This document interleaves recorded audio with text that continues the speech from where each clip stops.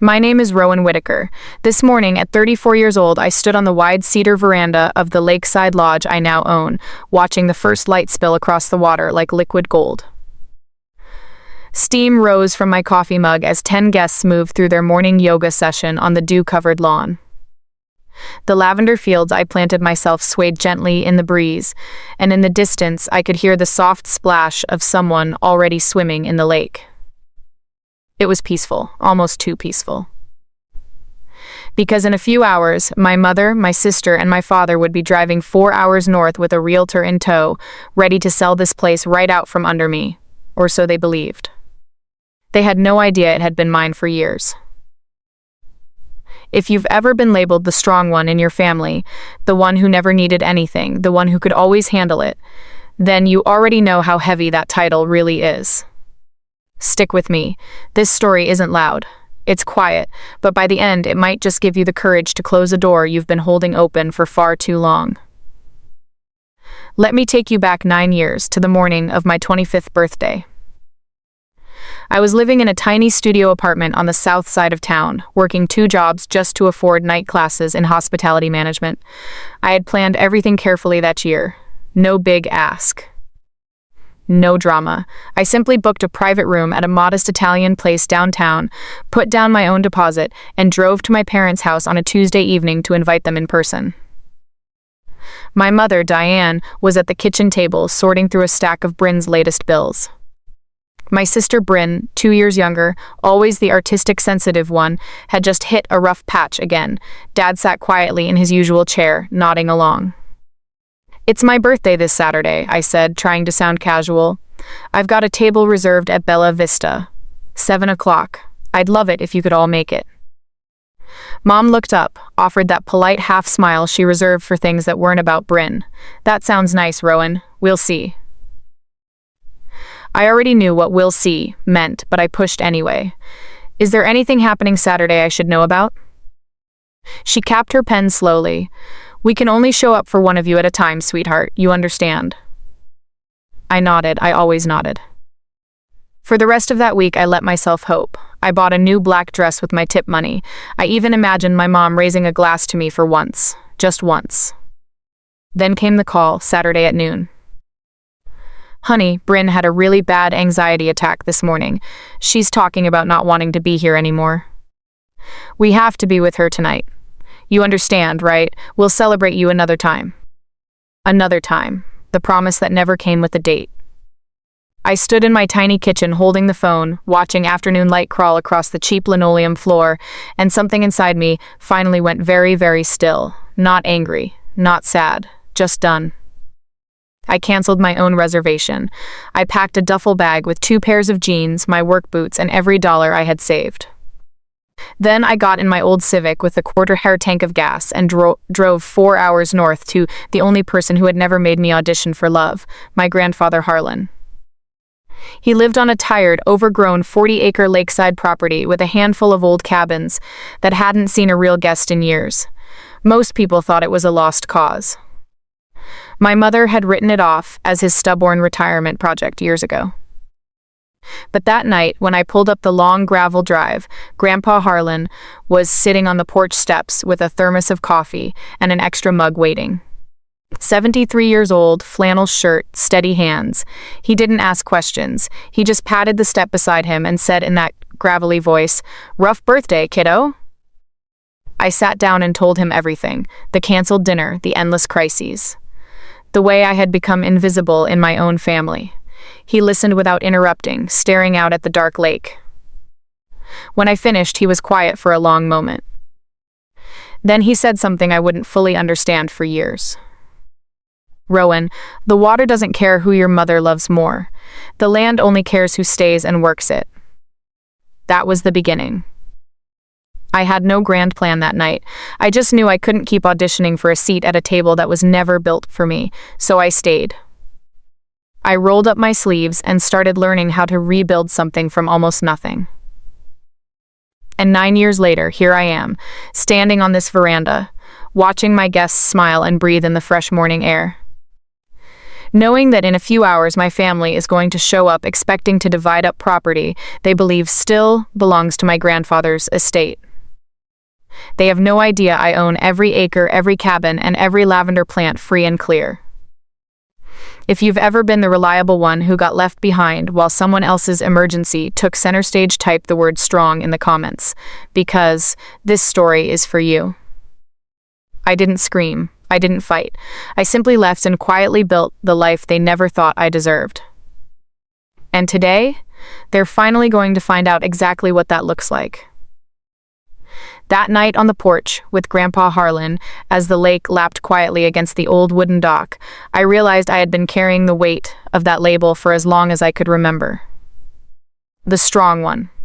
It sounded like a compliment when I was little, but it was really just code for you don't need us the way Bryn does.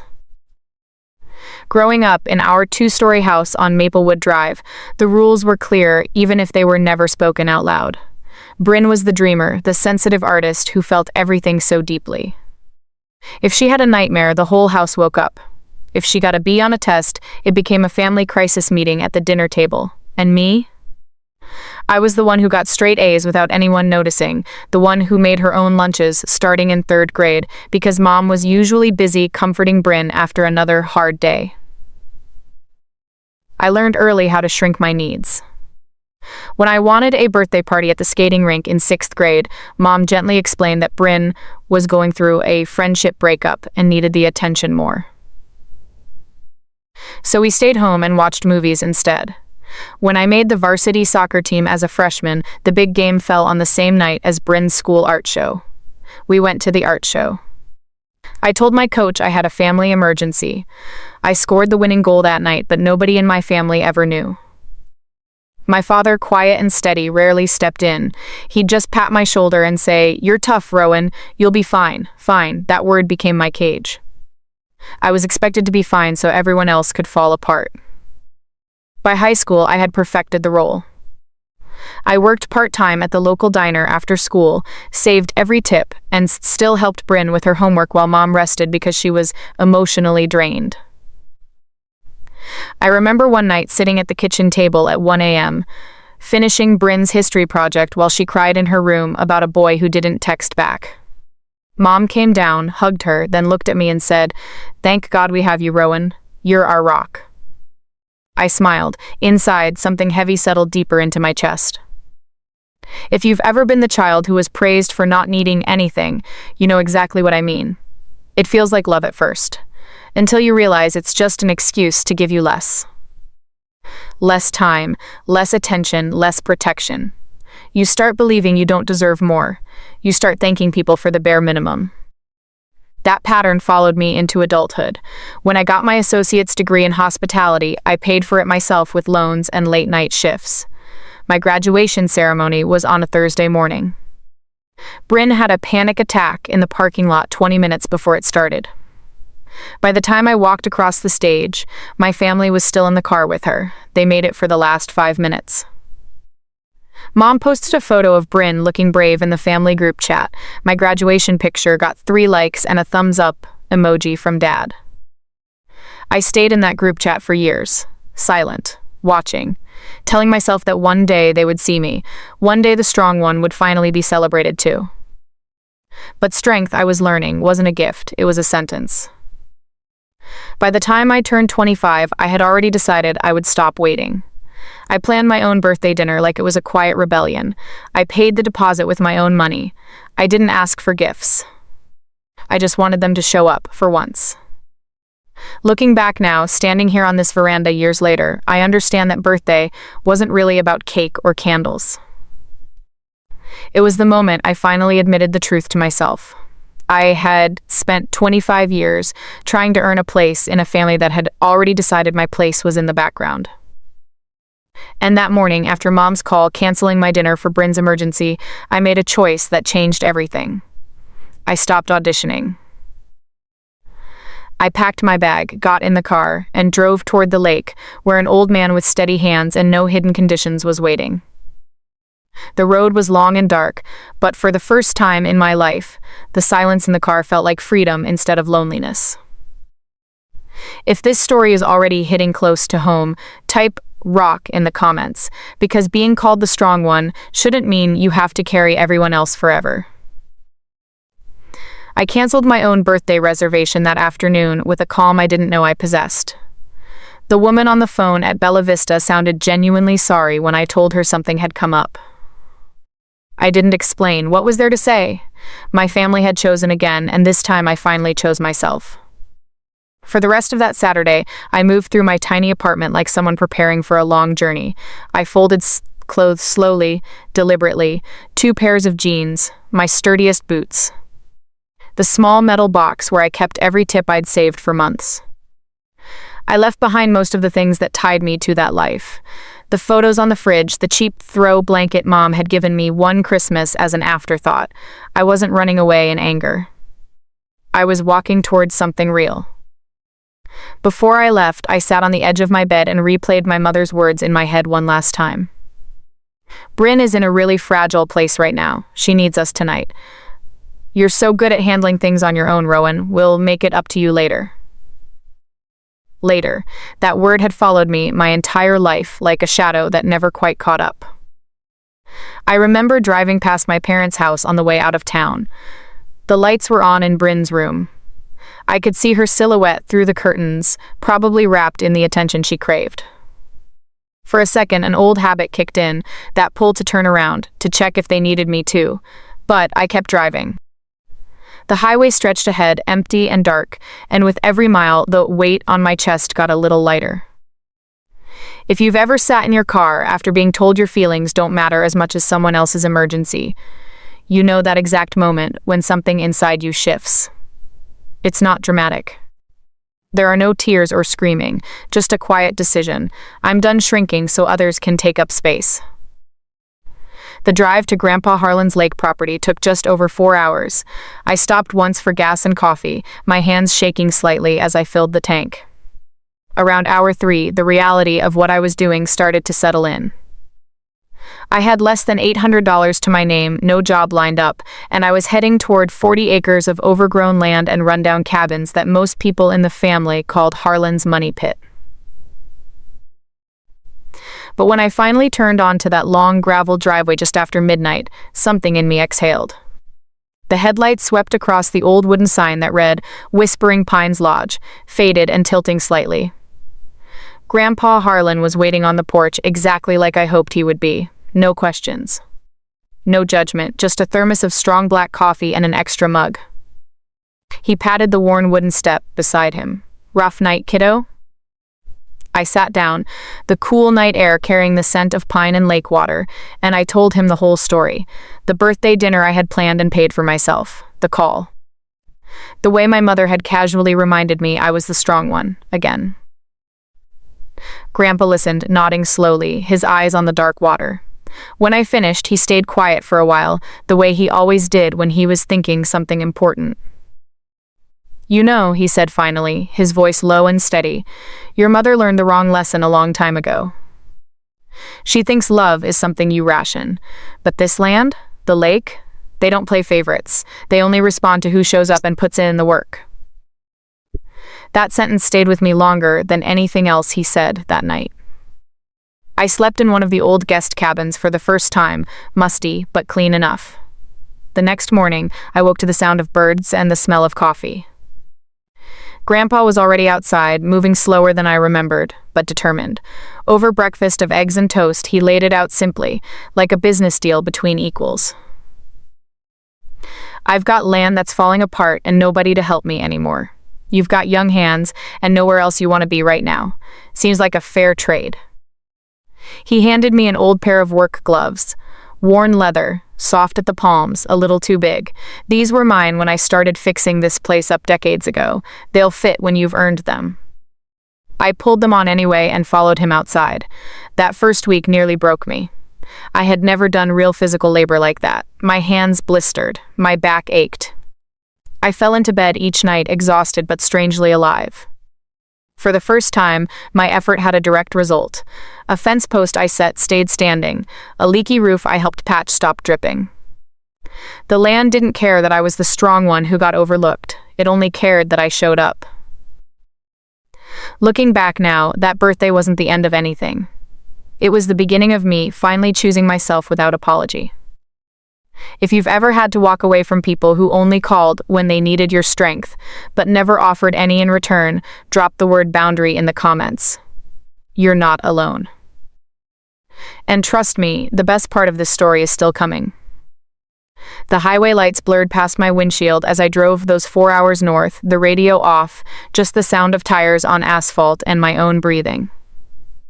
Every mile marker felt like another layer of the old life peeling away. I didn't cry. I had done enough quiet crying in my apartment over the years. This time, the silence in the car felt like permission to finally breathe, without waiting for someone to need me. When I pulled onto the gravel drive at Whispering Pines just after midnight, the place looked even more worn down than I remembered from childhood visits. The main lodge sagged slightly, paint peeling on the shutters, and several of the smaller cabins had shutters hanging crooked. Overgrown lavender bushes, the ones Grandpa had planted years ago, fought their way through tall grass. But the lake behind it all shimmered under the moonlight, calm and steady, like it had been waiting. Grandpa Harlan met me exactly as I needed him to. No fuss, no interrogation. He simply handed me that extra mug of coffee and let me talk until the sky started to lighten. When I finally ran out of words, he nodded once and said, "Stay as long as you need. This place could use someone who doesn't quit." The next morning, reality hit hard. I woke up in cabin 3 with sore shoulders from the long drive and the weight of my decision. Grandpa had coffee ready and a simple breakfast on the old pine table. Over eggs, he didn't sugarcoat anything. "I'm getting too old to keep this place from falling apart," he admitted. "The last few guests left because the roof's leak and the dock is half rotten, but the bones are good. If you're willing to work, we can bring it back." I looked out the window at the property and felt a strange mix of fear and possibility. I had no experience running anything like this. My hospitality classes had been theory, spreadsheets and customer service manuals. This was real. Leaky pipes, overgrown trails, and decades of neglect. That first week tested every limit I thought I had. I learned how to patch roofs with tar paper and nails that bent in the wrong hands. I cleared brush until my arms shook. I scrubbed decades of dust from cabin floors on my knees. My hands, soft from waitressing and studying, blistered and bled inside those oversized work gloves. At night, I'd sit on the dock with my feet in the cold lake water, staring at the stars, wondering if I had made the biggest mistake of my life. But something shifted around day 10. I fixed a broken step on cabin 2 by myself. When I tested it, it held solid. For the first time, my effort produced something visible, something lasting. No one redirected the credit. No one said Bryn needed the attention more. The land simply accepted the work. Grandpa watched me quietly those early days. He taught me how to read the weather by the way the wind moved across the lake, how to coax old plumbing back to life, and most importantly, how to stop apologizing for taking up space. One evening, as we sat on the porch after a long day, he handed me a small antique lantern, the kind with beveled glass and a brass handle. It had belonged to his father. "Keep this in your cabin," he said. "When the power goes out, and it will, light it.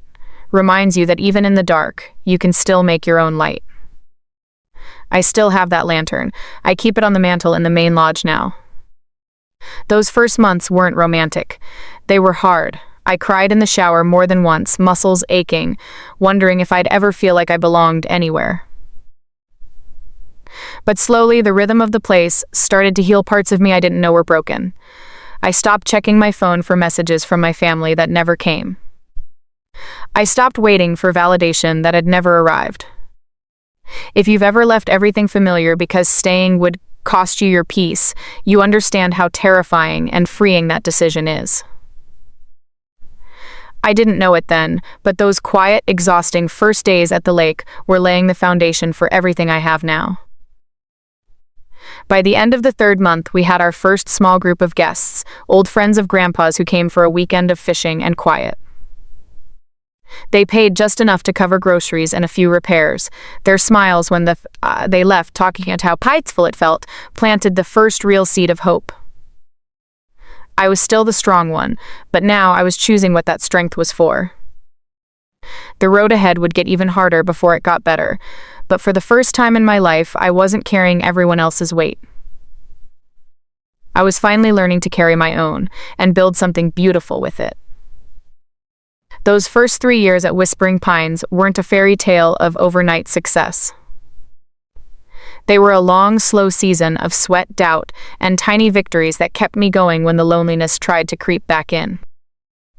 By the end of year 1, Grandpa, Harlan, and I had patched most of the obvious problems. The roofs no longer leaked when it rained. The main lodge had fresh paint on the trim, and we had cleared trails through the woods down to the lake. I planted more lavender that spring, rows and rows of it, because the scent reminded me there could still be beauty after neglect. The first harvest was small, but we dried the buds and started selling little sachets to guests. Nothing fancy, just honest work. I learned to do things I never imagined. I fixed plumbing at 2 a.m. during a storm. I learned how to cook simple, nourishing meals for guests using whatever was growing in the garden. I studied online at night for my full hospitality certification, the glow of my laptop the only light in the cabin besides that old brass lantern Grandpa had given me.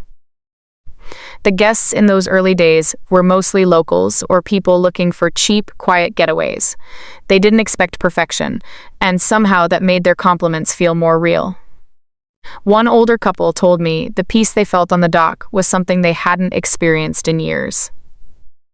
A woman recovering from burnout said the lavender fields helped her sleep better than any medication. Every kind word was fuel. But it wasn't easy. There were nights I sat on the dock with my feet in the water, exhausted, wondering if I had traded one kind of invisibility for another. My body hurt constantly. Money was always tight, and sometimes in the quiet hours, I missed the idea of family, even the broken version I had known. Grandpa never pushed, but he noticed. One crisp fall evening in year 2, as we sat watching the leaves change color across the lake, he said, "You're doing it different, Rowan. You're not just fixing this place, you're fixing yourself while you do it. That's the part most people never see." He was right. Slowly, I was learning the difference between being needed and being wanted. At Whispering Pines, I was becoming useful to something bigger than anyone's crisis. The land responded to consistency, the guests responded to care, and for the first time I was responding to my own needs without guilt. By year 3, the business had grown enough that we could hire a part-time helper, a quiet local kid named Eli, who was good with his hands. We added simple wellness touches, morning yoga on the lawn, guided nature walks, and lavender tea served at check-in. Word started to spread quietly through local Facebook groups and small travel blogs. Our little lodge went from barely breaking even to having a waiting list for summer weekends. I still wore those oversized work gloves every day, even though my hands had grown stronger and the leather had molded to them. They were a reminder of the promise Grandpa made, that they would fit when I earned them. They finally did. During those years, my phone stayed mostly silent from my old family. I changed my number after the first awkward call from Mom 6 months after I left, the one where she asked for money because Bryn was struggling again. I said no, politely, and that was the last time I explained myself. If you've ever rebuilt your life from the ground up while everyone who was supposed to love you stayed silent, you know how heavy and liberating that silence can be. It forces you to listen to your own voice for the first time. By the end of year 3, Whispering Pines felt like home in a way my childhood house never had. The cabins were booked months ahead in season. The lavender fields bloomed thick and fragrant. And I had started to believe, really believe, that I could create the kind of stability and peace I had always craved but was never given. I didn't know it yet, but those quiet, hard-working years were preparing me for something much bigger. The family I had left behind was about to reappear, not because they missed me, but because they had finally noticed what I had built. And when they did, I would be ready, not with anger, but with proof that I had stopped waiting to be chosen. If this part of the journey feels familiar, leaving everything to bet on yourself when no one else would, drop the word rebuilt in the comments. I read every single one. The real turning point was still coming. By the start of year 4, Whispering Pines had transformed in ways I could barely believe when I first arrived hard with nothing but a duffel bag and bruised hands. What began as a handful of weekend guests turned into something quietly remarkable. We were fully booked through the entire summer and fall. People from the city started driving up for weekend wellness retreats. A small travel magazine featured us in an article titled Hidden Lakeside Gems, and suddenly our inbox filled with inquiries. I expanded carefully. We added 3 new glamping tents near the lavender fields, built a proper outdoor kitchen for farm-to-table dinners, and created a small spa cabin where guests could get massages using lavender oil we distilled ourselves.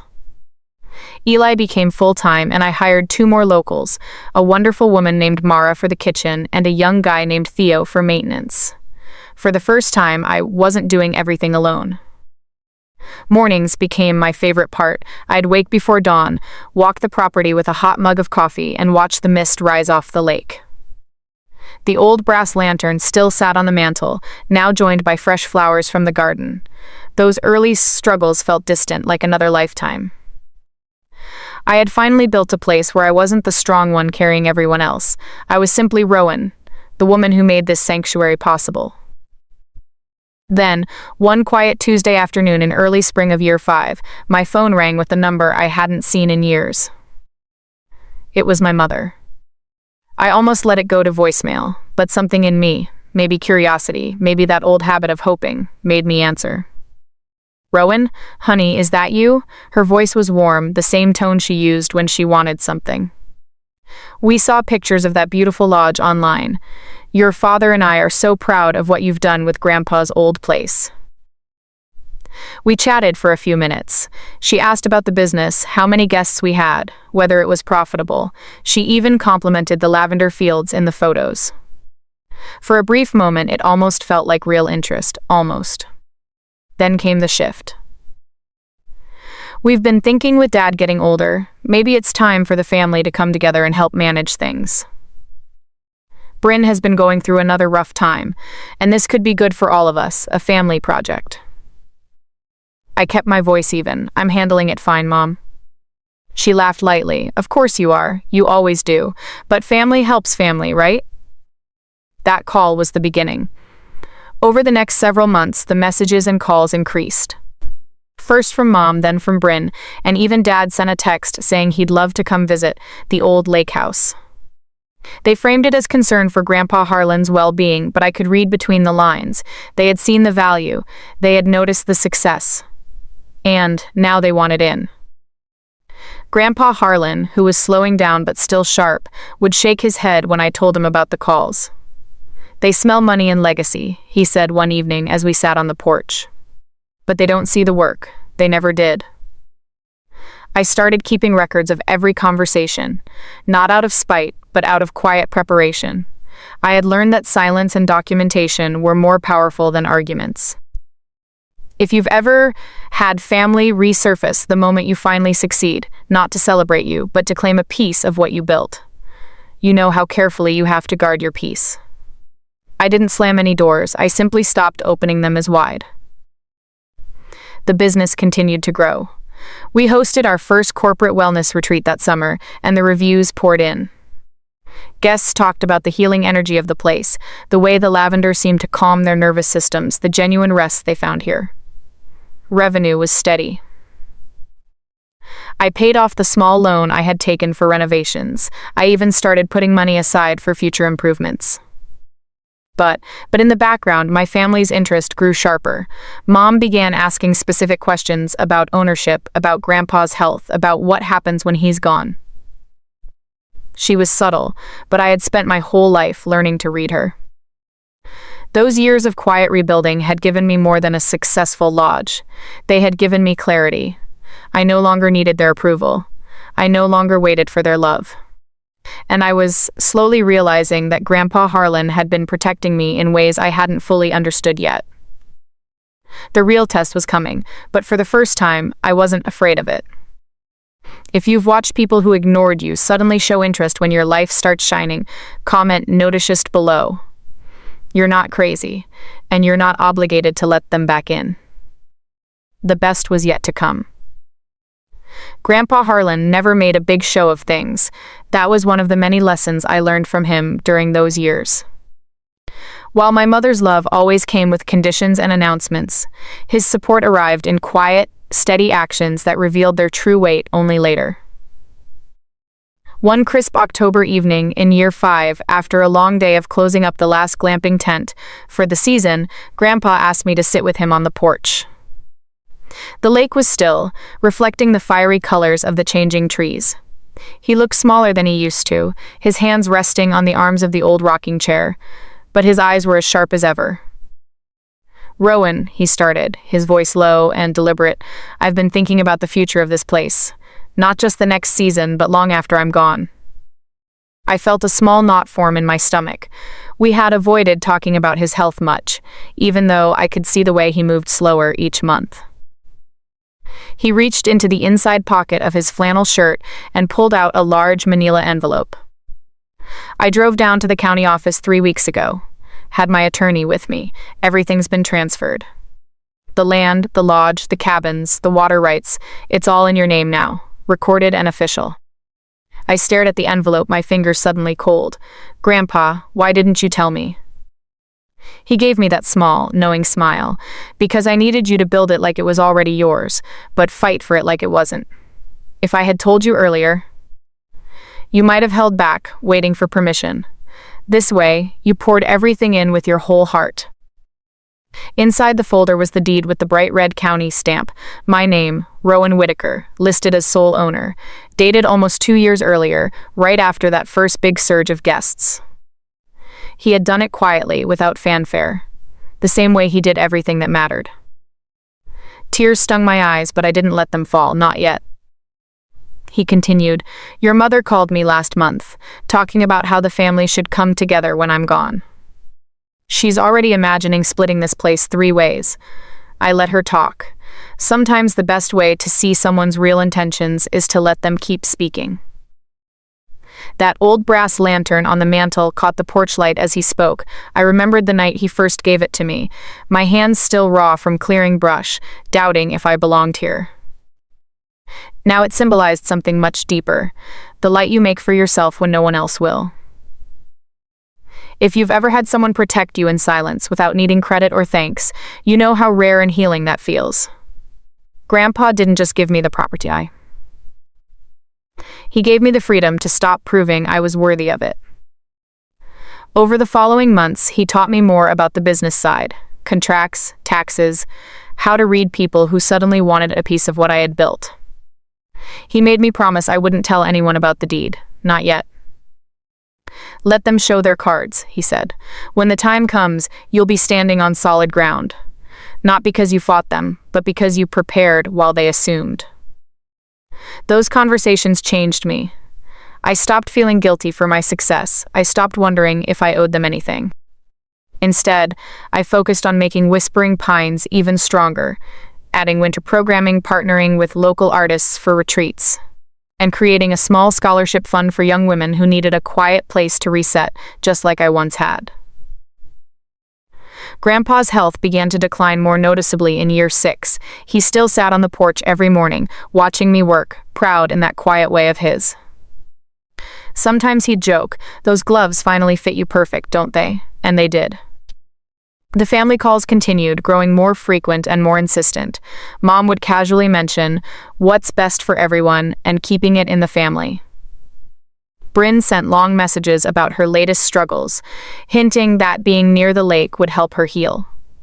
I responded politely but firmly, keeping boundaries I had never been allowed to have before. Grandpa would listen to the updates and simply nod. "They're planning for a version of this place that no longer exists. Let them."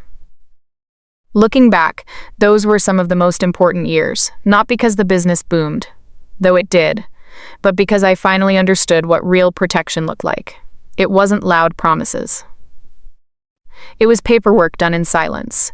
It was an old man believing in me long before I fully believed in myself. If you've ever had one person see your worth when your own family couldn't, comment seen below.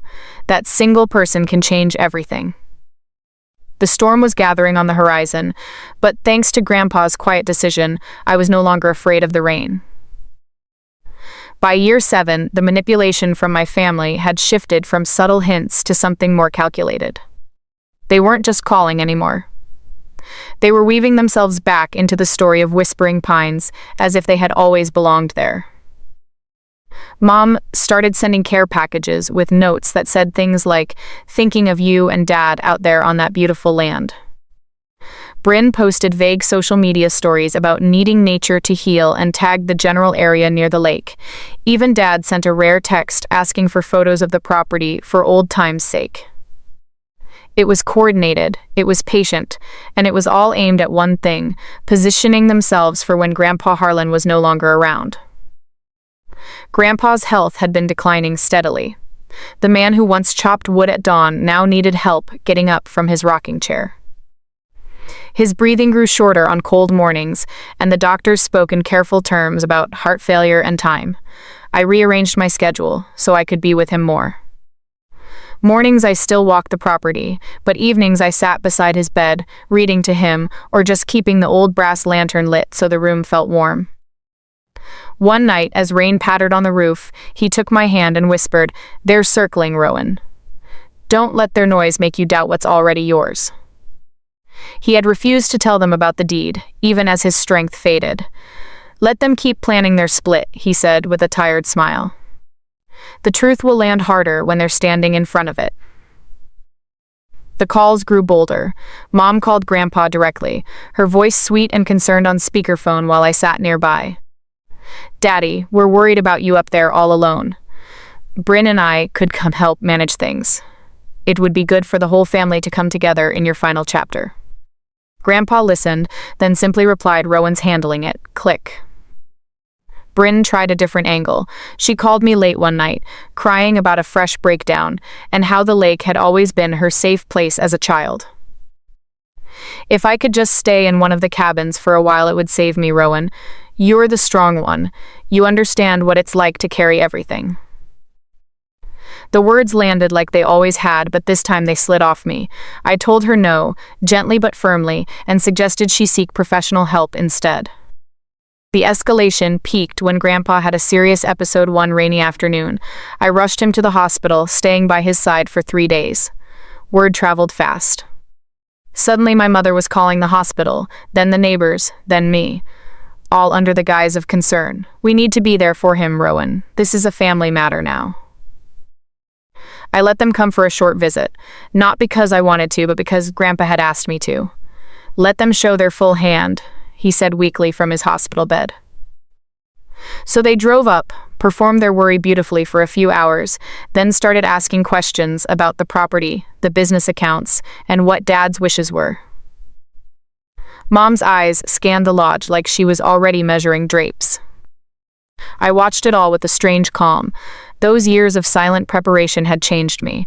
I no longer felt the old pull to shrink or apologize. I simply documented everything and kept working. Grandpa came home after that scare, but we both knew time was short.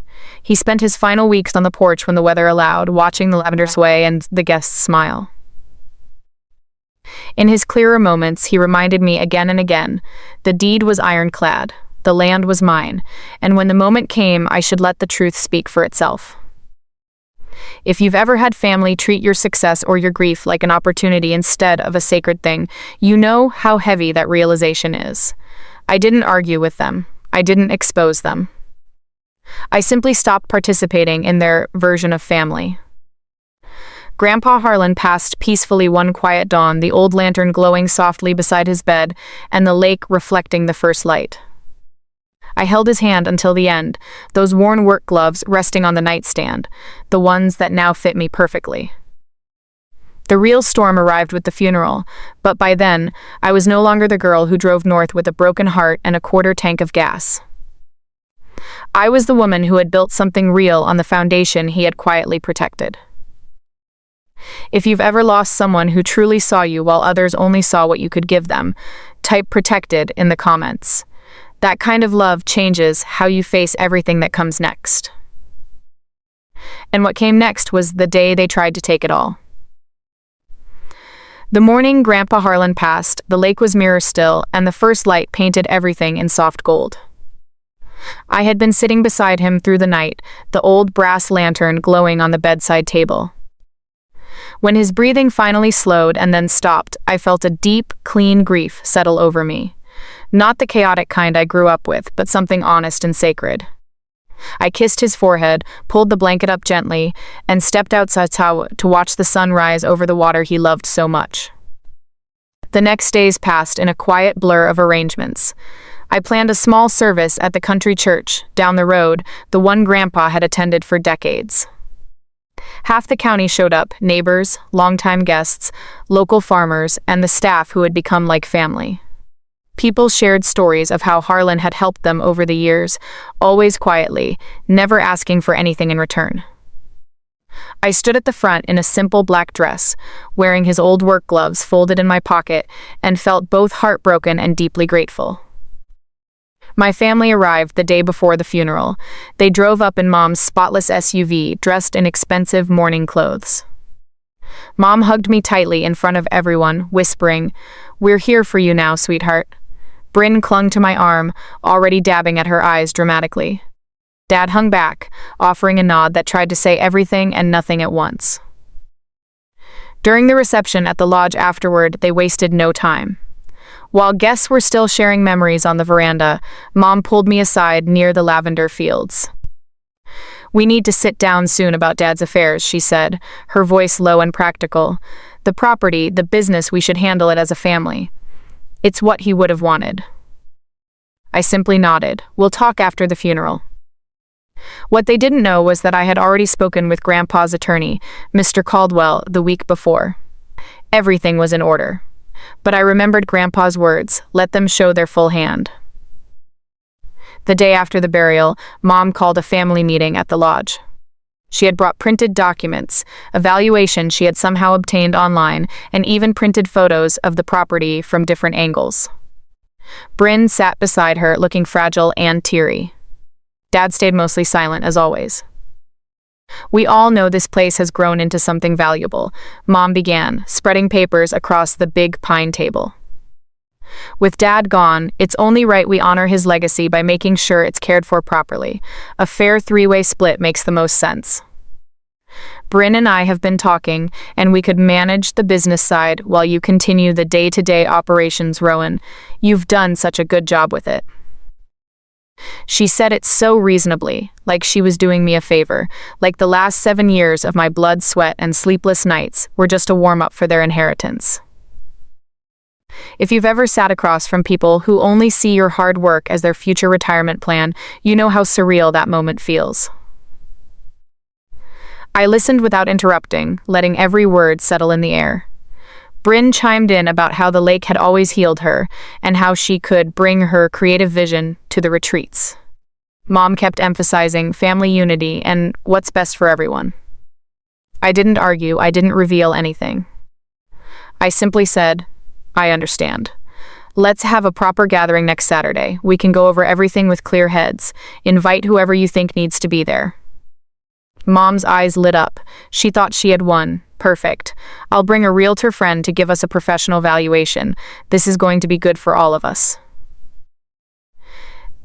As they drove away that evening, I stood on the veranda and watched their taillights disappear down the gravel drive. The old brass lantern glowed behind me through the window. For the first time since Grandpa passed, I smiled, not with triumph, but with the deep calm that comes from knowing the truth is already written in county records. They were planning to divide something that had never belonged to them, and in 6 days, they would find out exactly how permanent my place here had become. If you've ever been underestimated by the people who were supposed to love you most, comment "underestimated" below. Because the quiet ones who prepare in silence, we don't stay quiet forever. The gathering was set and I was ready. That week after the funeral, while my mother was busy coordinating with her realtor friend and probably imagining her new future at the lake, I moved through the days with a calm that surprised even me. I didn't rush. I didn't panic. I simply prepared quietly, thoroughly, the same way I had rebuilt this entire place. I called Mr. Caldwell, Grandpa's attorney, and asked him to join us on Saturday. Bring the certified copy, I said simply. He understood. He had been there when Grandpa signed everything over years earlier. Then, I invited a small group of people who had become my real family over the years. Mara from the kitchen, Eli and Theo.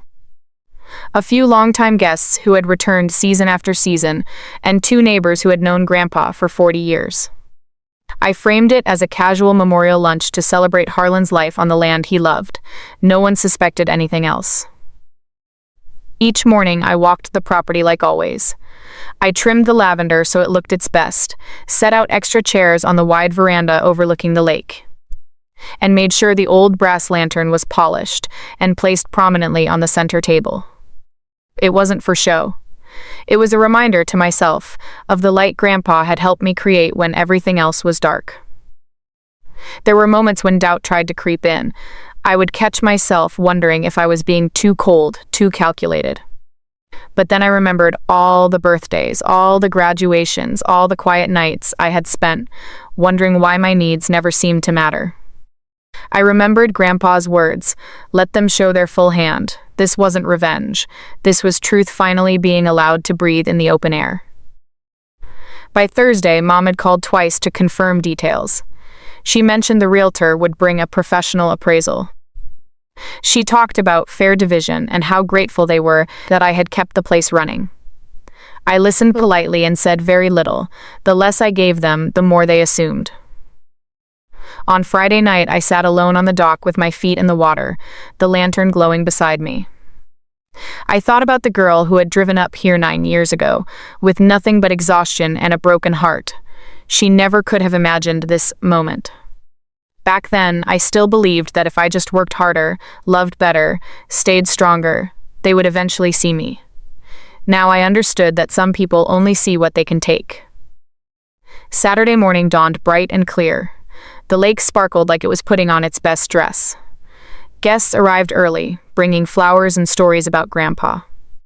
The veranda filled with the smell of fresh coffee, homemade lavender scones from Mara's kitchen, and the gentle sound of laughter. It felt warm, honest, real. My staff knew something was different, but they didn't ask questions. They just stood beside me, loyal in that quiet way that meant everything. When Mom's SUV finally appeared at the end of the long gravel drive, I felt my shoulders settle instead of tense. This was no longer their stage. It was mine. They stepped out looking polished. Mom in a tailored black dress, Bryn in flowing layers that screamed sensitive artist, and Dad trailing behind. The realtor, a sharp woman named Carla, carried a leather portfolio and wore the confident smile of someone expecting an easy commission. Mom hugged me again in front of everyone, louder this time. This place looks even more beautiful than I remembered. Dad would be so proud of what we were about to do. I smiled softly. Yes, he really would. If you've ever prepared in silence for a moment you knew was coming, you understand the power in that calm. It's not anger that carries you through. It's clarity. The kind that comes after years of choosing yourself when no one else would. The tables were set. The lake was watching, and my family had no idea they were walking into a truth they had helped write themselves. The gathering was about to begin, and for the first time in my life, I wasn't waiting for anyone to choose me. I had already chosen myself, completely, permanently, on paper and in practice. If you've ever had to prepare quietly because loud fighting never worked, comment, silent strength below. You're stronger than they'll ever understand. The veranda was filled with the gentle hum of conversation when my family finally made their move. Guests were enjoying Mara's lavender lemonade, the lake sparkling behind us like a silent witness. Mom waited until everyone had a plate before she stood up, clinking her glass with a fork like she was the gracious hostess of a home she hadn't stepped foot in for nearly a decade. I want to thank all of you for coming today to honor my father, she began, her voice warm and practiced. This land meant everything to him, and now that he's gone, our family has decided it's time to honor his legacy properly. She gestured toward Carla, the realtor. Carla has prepared a professional valuation. Whispering Pines has grown into something truly valuable, nearly $3 million as a going business. A few murmurs rippled through the small crowd. I stayed seated, hands resting calmly in my lap, the old work gloves folded neatly on the table beside the brass lantern. Mom continued, gaining confidence. We believe the fairest thing is a three-way split. Bryn and I will handle the creative and management side, while Rowan continues the day-to-day operations she's so good at. Of course, we'll make sure you're taken care of, sweetheart. You've done wonderful work here. Bryn nodded tearfully, adding, "It's what Grandpa would have wanted. All of us together again." Dad said nothing, just stared at his coffee. Carla opened her portfolio and started talking numbers, timelines, potential buyers who loved wellness properties. Mom smiled at me benevolently, as if she were granting me a great kindness by letting me stay on as staff. I let her finish every word, every assumption, every careful sentence that erased the last 9 years of my life. Then I stood up slowly. "Actually," I said, my voice steady and clear, carrying across the veranda, "the lodge isn't yours to sell or split." Mom let out a small, uncomfortable laugh. "Rowan, honey, this isn't the time for jokes. We can handle the paperwork privately." I turned toward the edge of the porch. "Mr. Caldwell?" The quiet older man in the gray suit who had been sitting among the guests stood up. Most people hadn't noticed him until that moment. He opened his briefcase and held up a single document with a bright red county seal at the bottom. "I'm Harlan Whitaker's attorney," he said calmly. 3 years ago, Mr. Whitaker transferred full ownership of this entire property, the land, the lodge, all the cabins, the water rights, and the business, to Rowan Whitaker. It was properly recorded at the county office. It has been hers, free and clear, ever since. There is no estate to divide. There is nothing to sell. The silence that followed was absolute. Mom's face shifted from polite confusion to something raw and ugly in seconds. "That's impossible," she snapped. "He was old. He was sick. She manipulated him." "Actually," Mr. Caldwell continued mildly, "Mr. Whitaker was of completely sound mind. I was present. He drove himself to the office. Multiple witnesses confirmed it." I looked directly at my mother. "You always said you could only show up for one of us. Grandpa showed up for me, permanently, on paper. Try to cancel that." Bryn started breathing dramatically, pressing a hand to her chest. "I feel faint, this is too much," but no one moved toward her, not the guests, not even Dad. Mom's voice rose, sharp and shaking. "After everything we did for you, we raised you. This is how you repay your family, stealing your sister's inheritance." I didn't raise my voice. I didn't need to. The calm one in the room is always the one people believe. If you've ever watched someone realize the power they thought they held was never theirs to begin with, you know how surreal that moment is. There was no joy in it for me, only a deep, final closing of a chapter that had kept me small for too long. Dad finally looked at me, eyes wet. For a second I thought he might say something real, but when Mom glared at him, he looked down again. I let the truth sit there in the sunlight, in front of witnesses, exactly as Grandpa had wanted. The veranda confrontation wasn't loud or dramatic. It was quiet, clean, and completely undeniable. The silence on the veranda stretched for what felt like forever. You could hear the gentle lap of the lake against the dock and the soft breeze moving through the lavender. Then the storm broke. My mother's face twisted in a way I had rarely seen. All the polished control she had spent decades perfecting cracked wide open. "This is theft," she shouted, her voice shrill and shaking. "You manipulated a dying old man. We will fight this in court. That deed won't stand." Mr. Caldwell remained completely calm. "You're welcome to try, Diane. But the transfer was done 3 years ago, properly witnessed and recorded. It's airtight. You would only waste your money and your time." Bryn collapsed dramatically into a chair, sobbing loudly. "How could you do this to me? I'm your sister. I have nothing, and you're taking everything." A few guests shifted uncomfortably, but no one rushed to comfort her. The old pattern, the one that had ruled my childhood, had no power here anymore. Dad stood halfway between them and me, looking lost. For one brief second, his eyes met mine, and I saw something like regret flicker there. "Rowan, I should have been there for your birthday," he said quietly. "For a lot of things. But even as the words left his mouth, he glanced back at Mom and stepped closer to her side. Old habits die hard. I stood there in the middle of it all, hands steady, voice low but clear enough for everyone on the veranda to hear. "You taught me something important," I said, looking directly at my mother. "You taught me that family is whoever shows up. You chose to show up for Bryn every single time, every birthday, every milestone, every moment that mattered to me. You chose her emergencies instead. You called me the strong one so you never had to give me the same love. And I believed it for too long." My voice didn't waver. I left 9 years ago with nothing because staying would have slowly killed the part of me that still wanted to be loved by you. I rebuilt this place with my own hands. I bled for it. I cried for it. Grandpa saw that. He chose to protect what I built. I turned to include everyone. This lodge, this land, it was never yours to divide. It belongs to the person who stayed and worked it. And that person is me. Mom kept shouting about lawyers and how ungrateful I was. Bryn switched between tears and accusations. But the more noise they made, the calmer I felt. The performance that had controlled my entire life had lost its audience. I stepped forward slightly. "I'm not going to fight you in court. You'd lose. And I don't want to waste any more of my life on this. Here's what's going to happen. You're going to get in your car, drive the 4 hours back home, and you're not going to contact this lodge or me again about money, ownership, or anything else. This chapter is closed." Mom's eyes were wild with anger and something that looked almost like fear. "You think you're better than us now? After everything we sacrificed for you?" I smiled sadly. "I never wanted to be better than you.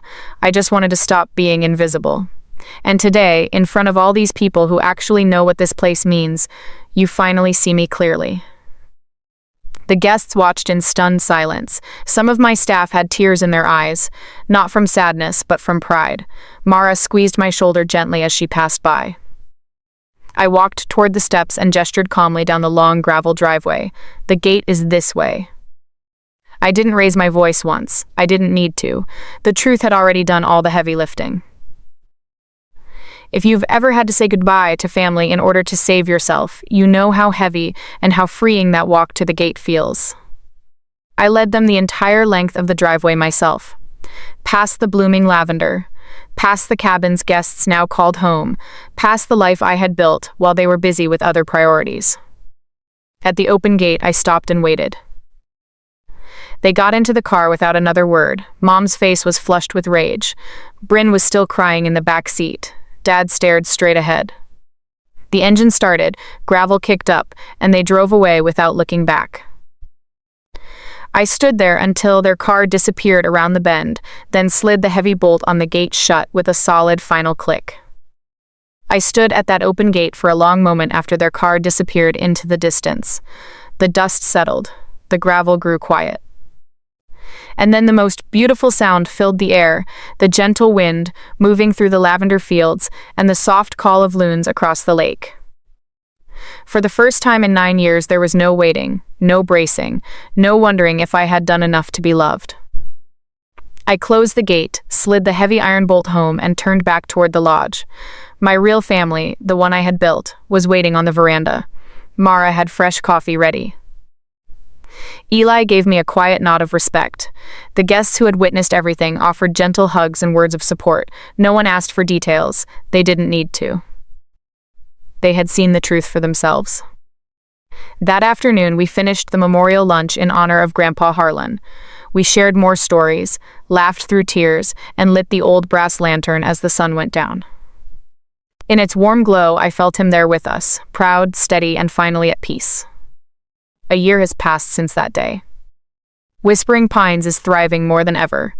The waiting list for summer retreats is 6 months long. We added a small writing cabin for artists and a meditation platform over the water. I hired 2 more full-time staff members who genuinely love this place as much as I do. And last spring, I married Daniel, the kind, steady local doctor who had been visiting the lodge for years. The ceremony was small, held right on the lawn with the lake as our witness. No one fainted. No emergencies, just honest joy and people who showed up because they wanted to. I still wear Grandpa's old work gloves every morning when I walk the property. They fit perfectly now, soft and molded to my hands after years of real work. The brass lantern sits on the mantel in the main lodge, and I've started the tradition of passing on a smaller lantern to every new staff member who commits to staying and building with us.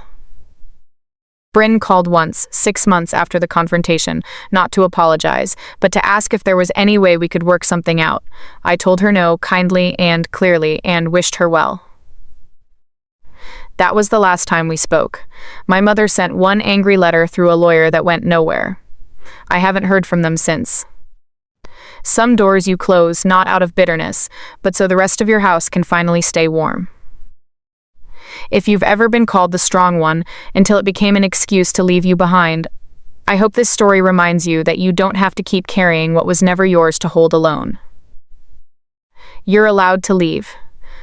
You're allowed to rebuild, and you're allowed to close the gate on people who only showed up when there was something to take. I didn't set out to get revenge. I simply stopped auditioning for love and started building a life that didn't require it. The land taught me that. Grandpa showed me that. And today, standing on this veranda watching another beautiful sunrise over the water, I finally understand what it means to be truly free. You deserve that freedom too. If this story touched something deep inside you, type, "I close the gate" in the comments. Let me know you're choosing yourself starting today. And if you're still in the middle of your own quiet rebuild, know that I see you. The best years are still ahead. Thank you for sitting with me through this. I'll see you in the next story.